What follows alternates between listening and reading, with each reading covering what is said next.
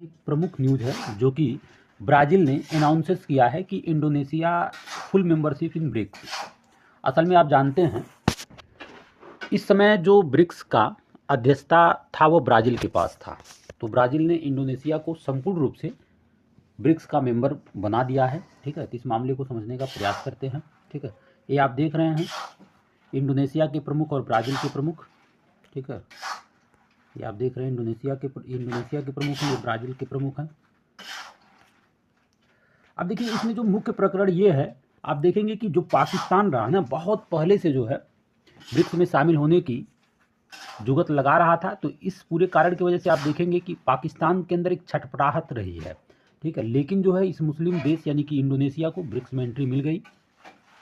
इसके अलावा आप देखेंगे कि जैसे इससे पहले इजिप्ट, इथियोपिया, ईरान, सऊदी अरब और यूएई के बाद अब इंडोनेशिया को भी ब्रिक्स में मिली है एंट्री। यानी इससे पहले इजिप्ट, इथियोपिया, ईरान और सऊदी अरब और यूएई को मिला था। ठीक है, ये बात इंपॉर्टेंट है। ये आप देख रहे हैं ब्रिक्स सम्मेलन का एक इमेज। ये भारत के प्रधानमंत्री, रूस के राष्ट्रपति, चीन के राष्ट्रपति। ठीक है, तो ऐसे बहुत सारे नेता हैं ठीक है जो इस मीटिंग सम्मेलन में भाग लिए थे।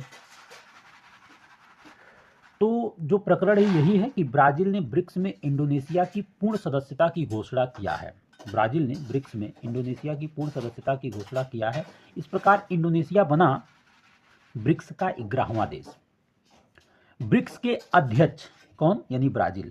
ब्राज़ील ने सोमवार को घोषणा किया है कि इंडोनेशिया को विकासशील अर्थव्यवस्था के समूह का पूर्ण सदस्य बना दिया गया है। ठीक है, आप जानते हैं कि जो इंडोनेशिया है यह दक्षिण पूर्व एशिया में सबसे बड़ी आबादी और अर्थव्यवस्था के रूप में उभर रहा है। ठीक है, सबसे बड़ी आबादी है ही, मुस्लिम कंट्री है और इसकी अर्थव्यवस्था भी बहुत मजबूत है इंडोनेशिया की। ठीक है, ये बात इंपॉर्टेंट है।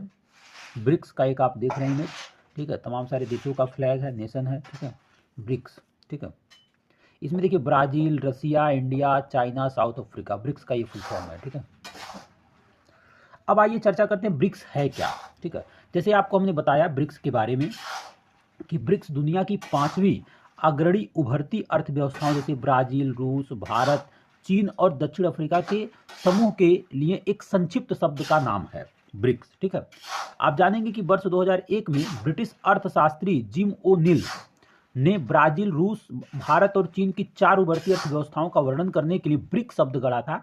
बाद में 2006 में ठीक है फिर इसे ब्रिक विदेश मंत्रालय की पहली बैठक हुआ था, लेकिन दिसंबर 2010 में दक्षिण अफ्रीका भी समूह में शामिल हो गया, तब से ये ब्रिक्स इसका नाम पड़ गया, BRICS। ठीक है, ये इंपॉर्टेंट बात है। अब मामला है ब्रिक्स करता क्या है, ये भी तो इंपॉर्टेंट है कि ब्रिक्स का कार्य क्या है, ब्रिक्स करता क्या है। ठीक है, देखिए इसका उद्देश्य भी है। देखिए ब्रिक्स, सबसे पहली बात, ब्रिक्स के जो राष्ट्राध्यक्ष होते हैं हर साल मिलते हैं, ये बात इंपॉर्टेंट है, जिसमें प्रत्येक राष्ट्र बारी बारी से 1 वर्ष के लिए समूह की अध्यक्षता करता है। जैसे इस समय ब्राज़ील आया, फिर इसके बाद कोई और आएगा। ठीक है, ब्राज़ील के बाद रसिया आएगा, रसिया के बाद इंडिया आएगा। ठीक है, ऐसे जो नाम का क्रम है ऐसे अध्यक्षता करते हैं। तो ब्रिक्स के राष्ट्राध्यक्ष हर साल मिलते हैं और प्रत्येक राष्ट्र जो है बारी बारी से 1 वर्ष के लिए समूह की अध्यक्षता करते हैं। जो बहुत इंपॉर्टेंट बात है, ब्रिक्स इस विश्वास से उभरा है कि अंतर्राष्ट्रीय संस्थानों पर जो पश्चिमी शक्ति हैं, जो वेस्टर्न पावर हैं, ठीक है, जैसे संयुक्त राज्य अमेरिका हो गया, ठीक है, फिर आप देखेंगे ब्रिटेन की जो भूमिका है, इनका जो प्रभुत्व है ना अंतर्राष्ट्रीय संस्थानों पर, उसको कम करना है। ठीक है, चूंकि ऐसा इसलिए कि ये लोग विकासशील देशों के हितों का पर्याप्त जो है प्रतिनिधित्व नहीं करते हैं, और खास करके अमेरिकी डॉलर पर जो निर्भरता है ना उसको कम करना, ये ब्रिक्स का एक उद्देश्य है। ठीक है, क्योंकि आप जानते हैं जो बहुत इंपॉर्टेंट बात है कि जो वैश्विक लेन देन है इंटरनेशनल स्तर पर वो डॉलर में ही होता है। तो डॉलर के प्रभुत्व के प्रति बढ़ते असंतोष के कारण ब्रिक्स देशों पर पश्चिमी प्रतिबंधों का बोझ बढ़ रहा है। इसके कारण नेताओं ने डॉलरीकरण को कम करने की वकालत किया। जो ब्रिक्स के नेता है ना, ये लोग खुद ही जो है डॉलरीकरण यानी कि डॉलरीकरण को कम करने की वकालत कर रहे हैं, और इसमें ये लोग स्थानीय मुद्राओं, स्थानीय जो करेंसी है, इसमें व्यापार को बढ़ावा देना या ब्रिक्स का एक साझा मुद्रा पर विचार करना भी चाहते हैं ये लोग। तो ये बहुत इंपॉर्टेंट बात है, असल में ये न्यूज़ बहुत इंपॉर्टेंट है। ठीक है, अब हम लोग चर्चा करते हैं कि जिस इंडोनेशिया में को ब्रिक्स का 11वां फुल मेंबर बनाया गया है, तो पूर्ण सदस्य की दर्जा प्राप्त हुआ है इसको, तो इंडोनेशिया के बारे में थोड़ा सा जानकारी ले लेते हैं। देखिए, अगर मैं आपको इंडोनेशिया की अर्थव्यवस्था के बारे में बताऊं तो इंडोनेशिया दुनिया का चौथा सबसे बड़ा अधिक आबादी वाला देश है। दुनिया का चौथा सबसे अधिक आबादी वाला एक मुस्लिम कंट्री है। ठीक है, अगर मैं इनकी पीपीपी के आधार पर बताऊं, जो परचेज पावर पैरिटी है, क्रय शक्ति समता है, क्रय शक्ति समता के मामले में जो अर्थव्यवस्था का एक पहलू है, ये 10वीं सबसे बड़ी अर्थव्यवस्था है। पीपीपी के आधार पर इंडोनेशिया विश्व की 10वीं सबसे बड़ी अर्थव्यवस्था है। ठीक है।